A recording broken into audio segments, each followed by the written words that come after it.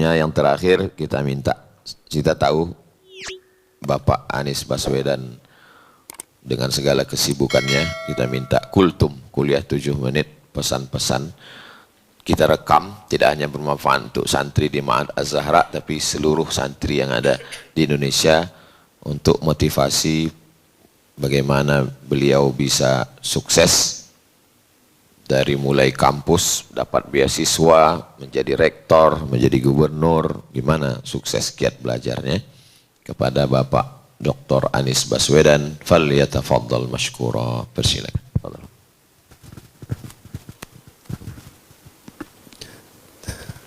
Terima kasih Ustaz Abdul Somad yang saya muliakan, yang saya hormati. Assalamualaikum warahmatullahi wabarakatuh. Alhamdulillah wa syukurillah wa la hawla wa la quwata illa billah. Allahumma salli wa sallim wa barik ala sayyidina Muhammad wa ala alihi wa ashabi ajmain. Rabbi shrah li sadri wa yassir li amri wahlul 'uqdatan min lisani yafqahu qawli. Raditu billahi rabbah wa bil islami dinah wa bil Muhammadin nabiyya wa rasulah. Rabbi zidni ilma warzuqni fahma. Amin. Amma ba'du. Ustaz Abdul Somad, sekeluarga yang kami muliakan, yang kami hormati, yang kami cintai karena Allah. Alhamdulillah, subuh pagi ini menjadi subuh yang amat mengesankan. Menjadi subuh yang insya Allah akan kami bawa dalam perjalanan kami ke depan sebagai sebuah hikmah yang insya Allah panjang ke depan. Bermalam di rumah, semalam kita berdiskusi, lengkap dengan mati lampunya, sekaligus pengingat bahwa itu harus dibereskan.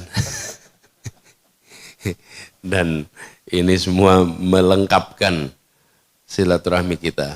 Kami, Ibunda, Ibu Aliyah, dan istri Ferry Farhati. Alhamdulillah, seluruh keluarga besar kami yang hadir, tim di sini menyampaikan rasa terima kasih, rasa syukur atas sambutan yang hangat, persaudaraan yang kuat, yang alhamdulillah kita rasakan semua.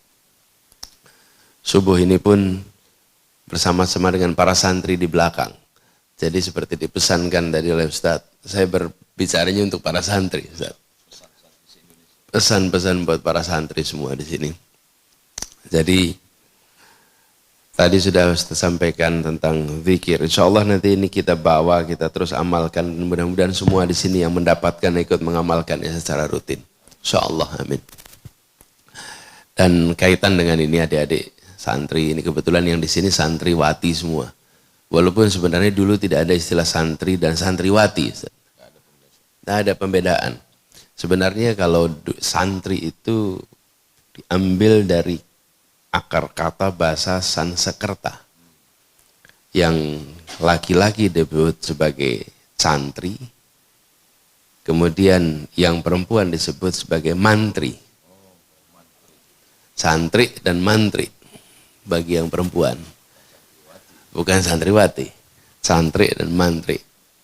Nah, proses pembelajaran ini lalu kemudian mengalami proses perkembangan bahasa menjadi santri, nyantri, lalu yang mantrinya hilang. Jadinya adanya mantri, akhirnya jadi santriwati, santri, mantri. Nah, adik-adik semua di sini, walaupun jarak kita jauh, tapi saya jauh secara fisik ini. Tapi saya tanya boleh kan? Boleh ya? Boleh. Kalau di sini mulai kegiatan jam berapa? Jam 4. Apa mulainya? Tahajud. Sambil menunggu waktu subuh ya. Terus setelah itu? Boleh dikasih mikrofon salah satu dari situ.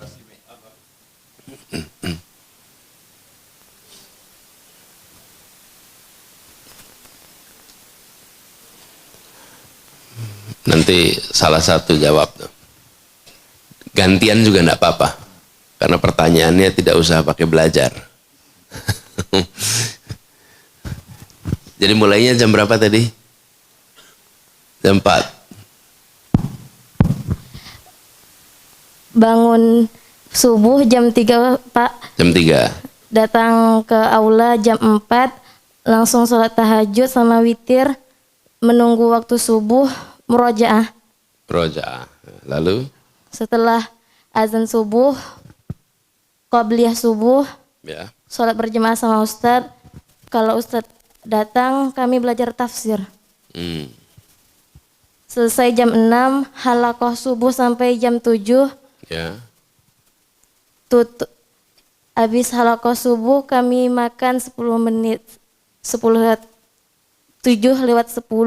kami apel sampai jam setengah 8. Apelnya 7:10. Iya Pak. Masya Allah. Sampai setengah 8. Iya Pak. Lalu? Lalu kami masuk sekolah sampai jam 12. Habis itu azan zuhur. Kami sholat sama ustadz. Selesai setengah 1 kami makan siang. Habis itu dilanjut murojaah siang, Pak. Murojaah siang. Sampai? Sampai setengah 2, Pak. Setengah 2. Lalu? Setengah 2 sampai jam 3 itu santri dikasih kesempatan untuk mandi, ada yang istirahat, dan jam 3-nya datang ke aula lagi, murojaah sampai waktu asar. Setelah azan kami qobliyah asar dan sholat berjamaah bersama ustadz.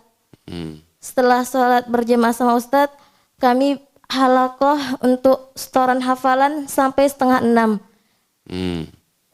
Dari setengah 6 sampai ke jam 6 kami boleh istirahat, ada yang jajan, menunggu waktu jam 6. Kalau sudah jam 6 semuanya kumpul di aula, ambil uduk, persiapan sholat maghrib. Setelah sholat maghrib kami bikin halakoh lagi untuk setoran sampai jam 8. Setelah jam 8 kami sholat isya. Setelah sholat isya kami makan malam. Sampai jam 9 kami murojaah lagi sampai jam 10. Terus? Setelah jam 10 semua kegiatan sudah siap. Kami boleh balik asrama dan tidur. Tidurnya jam berapa biasanya? Jam 10, Pak. 10 selesai? Paling lama jam setengah 11, Pak. Setengah 11 tidur. Langsung tidur? Iya, Pak. Jadi setengah 11 nanti bangun lagi jam? Jam 3. 3. Nanti jam 3 seperti urutan tadi lagi? Iya, Pak. Setiap hari? Iya, Pak. Jadi mulai jam 3, selesai jam 10 malam. Selesai jam 10 malam, mulai istirahatnya lagi jam 11. Saya mau tanya, capek tidak? Tidak, Pak. Ini jawaban sopan atau jawaban asli ini? Capek tidak? Jawaban pencitraan. Jawaban pencitraan. Capek. Capek. Capek ya? Capek ya? Iya.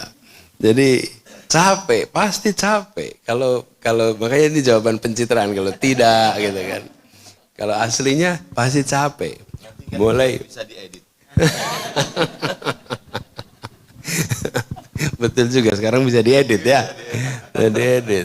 Ini untungnya kalau tidak live itu ya. Jadi adik-adik semua, para santri, mulai jam 3 pagi, selesai jam 10, istirahat jam 11, terus setiap hari. Ini pasti melelahkan. Melelahkan. Mengambil energi yang luar biasa banyak. Dan terus menerus dikerjakan. Dan kalau saya tanya pertanyaan ini di pondok-pondok lain, kira-kira ketemu jawaban yang sama. Betul tidak? Ini, semua ini adik-adik. Adik-adik jalani, melelahkan, membebani. Sekarang saya mau cerita sedikit. Ini kebetulan para santri perempuan semua di sini. Tahu permata adik-adik? Tahu permata? Permata. Tahu batu bara?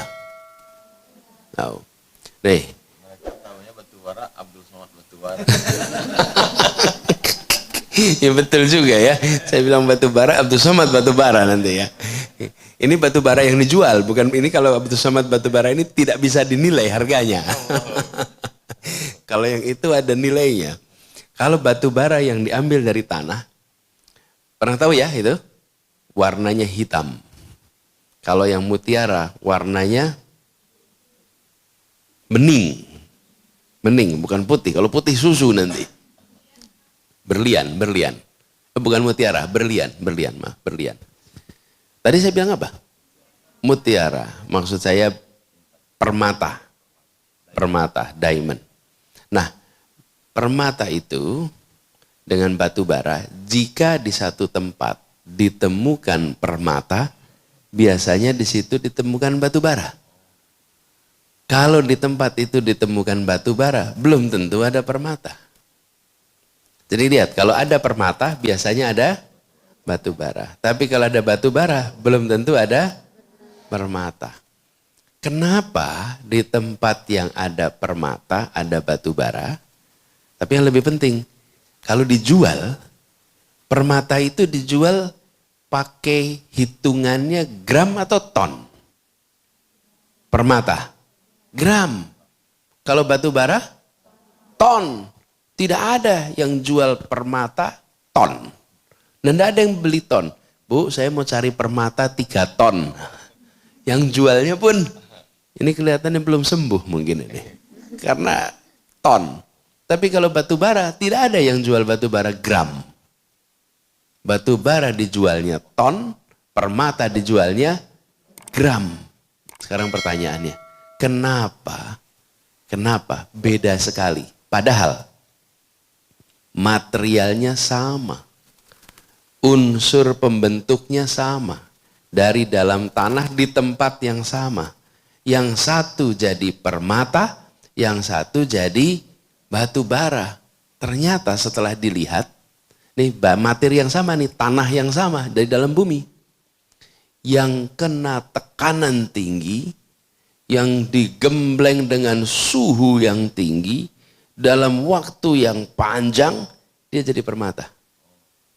Yang tidak kena tekanan tinggi, yang tidak kena suhu tinggi, dia jadi batu bara. Jadi adik-adik di sini mendapatkan tekanan yang tinggi, gemblengan yang tinggi, insya Allah nanti jadi permata-permata umat di masa depan. Jadi kalau lagi digembleng, yang tidak digembleng jadi apa? Batu bara. Sekarang adik-adik kalau mau milih jadi permata menjadi batu bara. Permata. Cuman permata harus digembleng. Mau nggak? Mau. Jadi ketika melihat menjadi permata, itu biasanya lihatnya udah jadi permata hebat nih. Lupa ke belakangnya itu ada proses yang panjang. Setiap hari mengerjakan ini terus, gembleng itu terus. Nah, itu di bidang apapun. Di bidang apapun. Jangan harap instan. Yang instan itu adanya mie instan. Tidak ada permata yang instan. Betul ya? Jadi adik-adik semua, ini saya ingin sampaikan kepada adik-adik sebagai sebuah hikmah. Adik-adik sedang berada di sini, belajar, di sini mengaji jauh dari orang tua. Betul kan? Jauh dari orang tua, jauh dari adik, jauh dari kakak. Pada saat yang sama mungkin adik-adik menjalani ini terasa seperti berat. Insya Allah tidak berat. Dan siapkan bahwa ini bagian dari pembelajaran. Mudah-mudahan nanti adik-adik menjadi permata-permata bagi umat nantinya. Insya Allah. Jadi itu aja, ingat-ingat ya adik-adik. Mau jadi permata atau jadi batu bara. Saya ulang, pilih mana? Permata, berasal dari yang sama, tapi digembleng, dikasih tekanan, insya Allah jadi. Dalam semua urusan. Jangan ambil yang ringan. Kalau adik-adik mau mendapatkan sebuah keberhasilan, harus bersiap untuk jalan yang mendaki. Saya sering bilang ini Ustaz sama anak-anak. Kita ini dalam perjalanan tidak tahu jalan kita ini kemana. Jadi saya ingat zaman dulu suka naik gunung Ustaz. SMA, kuliah. Itu kalau kita pendakian, berangkatnya habis maghrib, habis isya. Terus baru mulai naik ke atas. Supaya sampai di puncak sekitar subuh. Itu kalau sudah jalan, gelap. Nggak bisa lihat. Terus bagaimana menentukan jalan naik ke atas atau bukan? Waktu sampai ke puncak atau tidak? Gampang. Kalau jalan yang kita lewati rata, terus ini tidak ke puncak. Kalau jalan yang kita lewati menurun, ini pasti tidak ke puncak.